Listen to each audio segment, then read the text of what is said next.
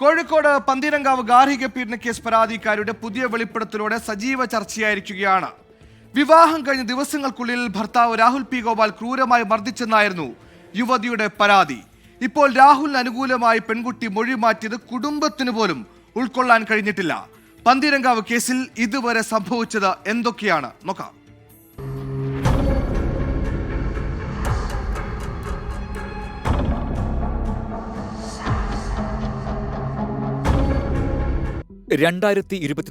May 5 Pantheerankavu പന്നിയൂർക്കുളം സ്വദേശി Rahul P ഗോപാലുമായി വടക്കൻ പറവൂർ സ്വദേശിയായ യുവതിയുടെ വിവാഹം നടന്നത്.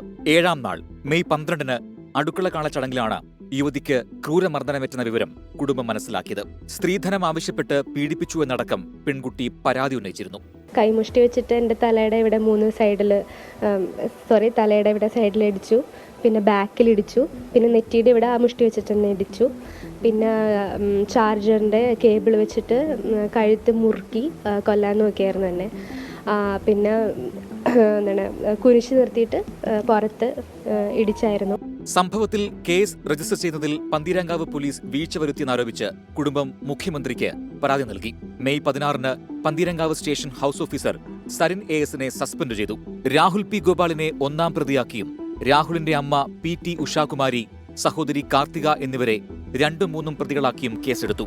അതോടെ രാഹുൽ ജർമ്മനിയിലേക്ക് കടന്നു. പ്രതിയെ സഹായിച്ച സിവിൽ പോലീസ് ഓഫീസർ KT ശരത്ലാലിനെ അന്വേഷണ വിധേയമായി സസ്പെൻഡ് ചെയ്തു. ജൂൺ 10 മുൻപ് പറഞ്ഞ കാര്യങ്ങളെല്ലാം നിഷേധിച്ചുകൊണ്ട് പരാതിക്കാരി സമൂഹമാധ്യമത്തിലൂടെ വീഡിയോ പുറത്തുവിട്ടു. മനസ്സിലൊരു കുറ്റബോധമുണ്ട്. ഇപ്പോൾ കുറച്ച് നാളുകളായിട്ട് പോലീസിന്റെ മുന്നിലാണെങ്കിലും മീഡിയാസിന്റെ മുന്നിലാണെങ്കിലും എനിക്ക് കുറേ അധികം നുണകൾ പറയേണ്ടി വന്നു.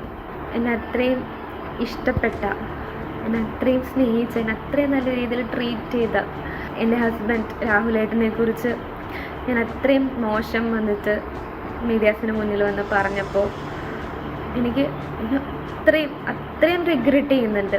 കേസ് സ്ക്വാഷ് ചെയ്യാൻ അപേക്ഷ നൽകിയിട്ടുണ്ടെന്ന് പ്രതിഭാഗം അഭിഭാഷകൻ. കേസ് കൈകാര്യം ചെയ്യുന്നതിൽ പോലീസിന് വീഴ്ചയുണ്ടായെന്നും പ്രതിഭാഗം അഭിഭാഷകൻ ഷമീം പക്സാൻ പറഞ്ഞു. ആ സൗന്ദര്യപ്പിണക്കം അവർ പറഞ്ഞു തീർക്കാവുന്ന കാര്യമാണ്.